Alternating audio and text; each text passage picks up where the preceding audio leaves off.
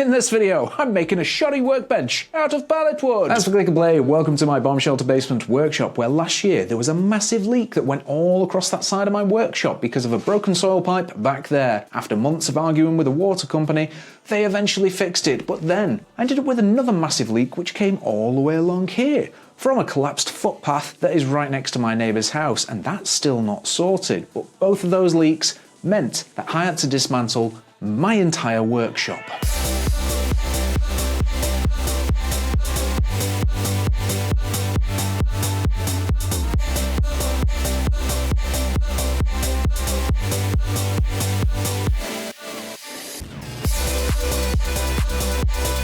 Now, I've always struggled a little bit with damp, moisture, and especially mold. It's a basement in a 200-year-old house. There's actually a well down there. That's how old it is. But whenever that's happened, it's given me the opportunity to dismantle sections, rebuild and improve the workshop. So that's what I was planning at the start of the year, a full workshop rebuild, make it bigger, better than ever before. But I've got so many tools down here, so much wood down here, and with no fix in sight for that problem, the whole thing kind of got on top of me and I never finished it. So after months of procrastinating, I finally managed to get these two storage workbenches built almost entirely out of pallet wood, so I thought I would show you how I did that. And the video starts with me with long hair. That's how long ago it was. I was going to go buy some outdoor specific treated wood, but then I saw how much it was and decided not to. Then I remembered technically I do have some outdoor wood. Pallet wood! So I'm going to start by making the framework by chopping these pieces in half and sticking them together.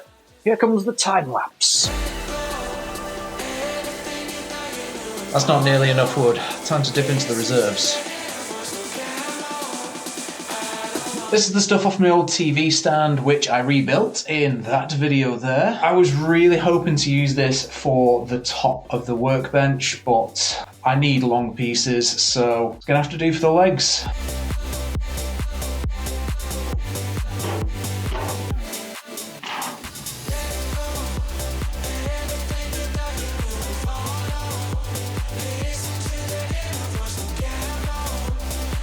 All that just to make some legs seems a bit over the top, but I hate spending money, and this is a pallet wood video. Now I've got to chop them to size. Obviously, these pieces aren't strong enough to be legs on their own, and some of them are thinner than others, so I'm just gonna stick them all together.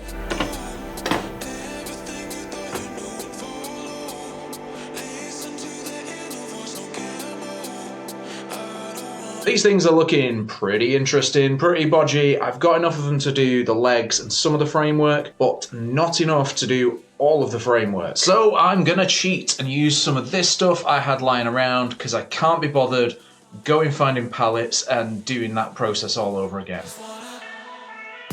Oh, I've made a massive mistake. I've cut these the wrong size. Every single one of them is the wrong size. I could potentially use them as cross members, but they need to be 1 meter wide to fit my storage boxes in, and they need to be 1 meter tall because I'm sick of having a small workbench. So I had to split another pallet and start again, but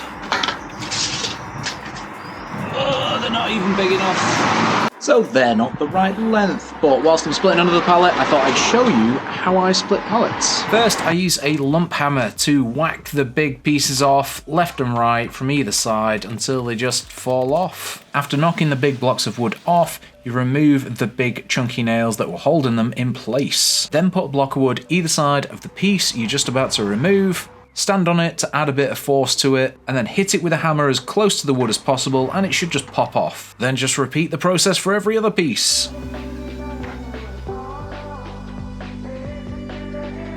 Once they're all off, I use the blocks of wood to prop it up, straighten the nails, and just knock all the nails out. Time to trim up the wood again, but this time I've got a lovely new disc from Saxton Blades. It's not a freebie, I bought this off Amazon because it's cheap, it turns up pretty quick, and the last one was pretty good. But I've gone for a 60 tooth this time in the hopes it'll chop it quicker and easier.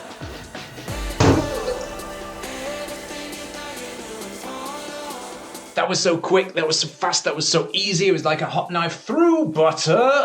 Next I'm going to be cutting them to length, Cutting them the right length this time. Let's do this. After sticking them all together, I used some black outdoor wood paint to hopefully keep away the mold that's affecting the rest of my basement.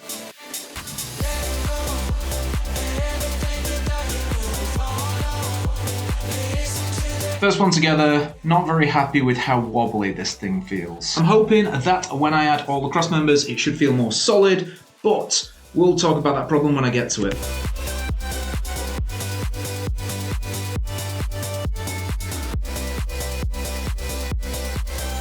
Oh, miscalculated badly again. And it isn't just that one piece of wood that's not black. There's 2 front pieces, 2 back pieces, add the cross members, and we've got 2 square benches. But I need 3 square benches. For fuck's sake. It is such a pain with tools stashed away, just wood scattered everywhere. I'm having to play Tetris with tools as I make stuff, moving one thing to another space.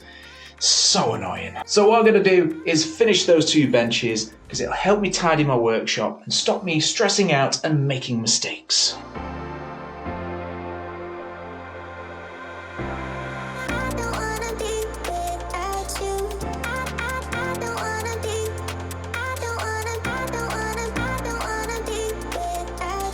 I'm going to do the top section for these 2, but the wood I need is at the bottom of that pile. And it's not big enough to cover the top here. So I'm going to have to use the wood I was saving for the end section to put in the middle so I can actually put a top on this thing.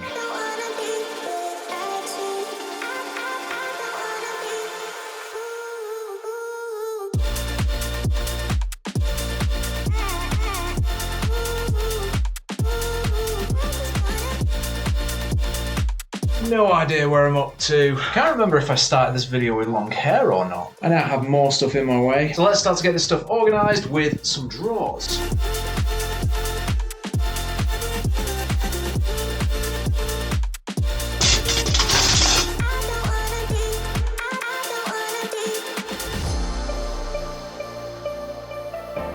This is going to be the most basic janky drawer in the world, and I apologise it's not scrap wood because I can't be bothered.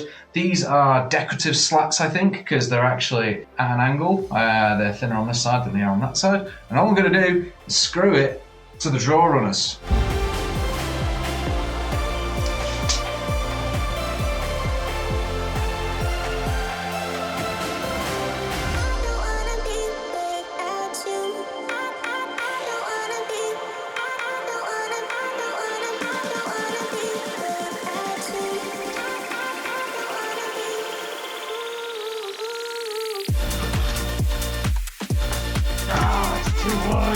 How's that possible? Most of the time, it's me that's measured it wrong. In this case, it's the drawer runners. As I've screwed them in at an angle, so the top piece is pitching in, stopping the drawer from going in. Get that sorted and try and put it in again.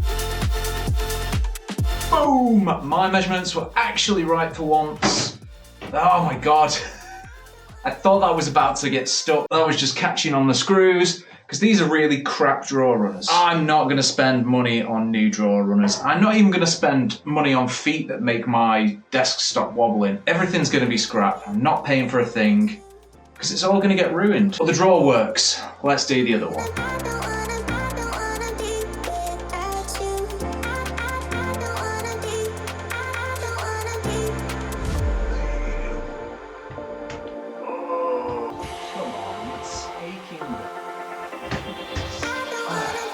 Because the other one was catching on the screws, I actually cut this one a millimetre shorter than it should have been. And it still doesn't want to fit, no!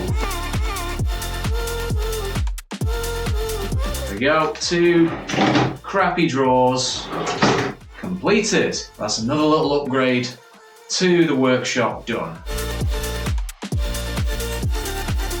I just filled up the drawers. I hate those drawer runners. I'm gonna pay for the proper metal ball bearing ones because I really like these being here, but now I can't get to the stuff at the back. So if I could open these twice as wide, I'd get more stuff in, and that'd be better for storage. But as it stands, I haven't really made a dent on tidying any of this, so I really need to do something.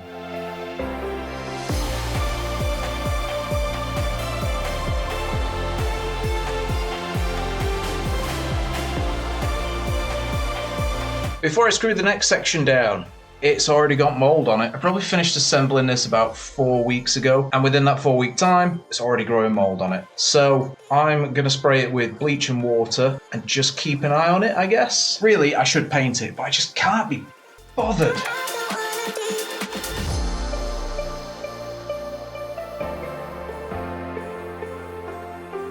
It's still a mess. There's still lots to do. It could still flood at any moment, but it feels a lot better. It's the best it's been in 6 months, definitely.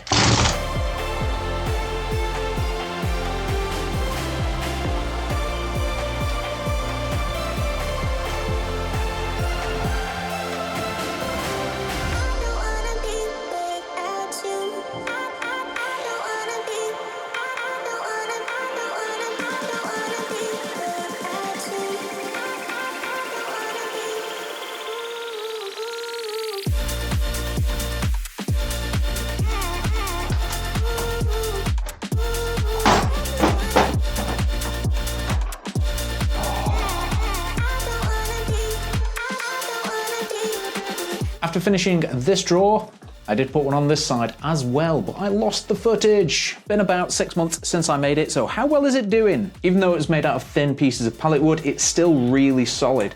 The only reason I think it wobbles is because my floor is uneven, and I didn't do anything about that. My drop saw wasn't supposed to be on this side. I was supposed to make something on the other side for it, but I have really enjoyed it being on this taller workbench because I'm tall too. But because the drop saw's there, everything's covered in sawdust, which is bad. Now, the drawer system has been absolutely amazing, just being able to slide stuff out, get a tool, rather than take the box out, put it on another surface, and then it linger around before I have to put it away again. Just sliding it back, absolutely love it. My only regret was not getting drawer runners that were longer so I could put more stuff in them. The drawer system was that useful that I actually regret not making a drawer system for the storage here, because if I want to get something down there, I've got to take this massive box out, put it somewhere in the workshop, just to get at something that's in there to put it back again. So I might improve that in the future. But putting these storage boxes in my bench was brilliant because some of them used to be up there and now I've got lots more room for scrap wood. The back section really annoys me because it's almost like dead space, but there's nothing I can really do about that because it's a bomb shelter and the wall is curved. The top section was supposed to be a temporary fix. They're not all exactly the same height. They're also slightly rough in places, which means when I'm trying to get sawdust off it, it just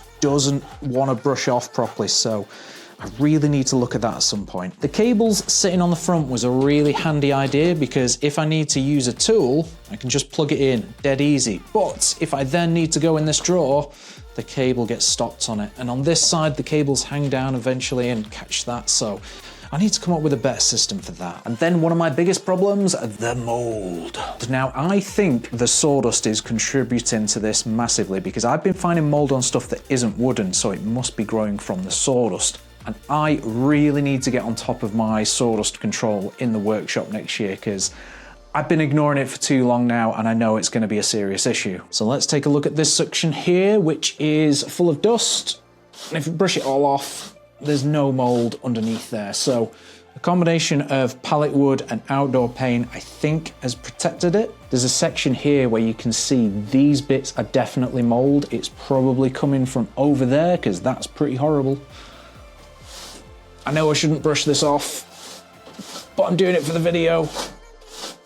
And look, no mold under there. If we look around the back here, again, there's not much mold down here, but I can see loads of it under the wood. So I might have to take everything off, paint it, and put it back down again. In the end, very happy with how they turned out. There's still a few little improvements I can make to them, and they would have worked a lot better if I'd finished the rest of my workshop. But I'm hoping I can do that a little bit at a time in 2026. Because even though there's still lots to do, at least I'm not starting 2026 with a fully dismantled workshop like last year. And that brings us to the end of the video. If you have watched this far, give yourself a pat on the back. If you've got any tips, questions, or suggestions, stick them in the comments below. Please subscribe if you can, and I will see you in the next video. See you later.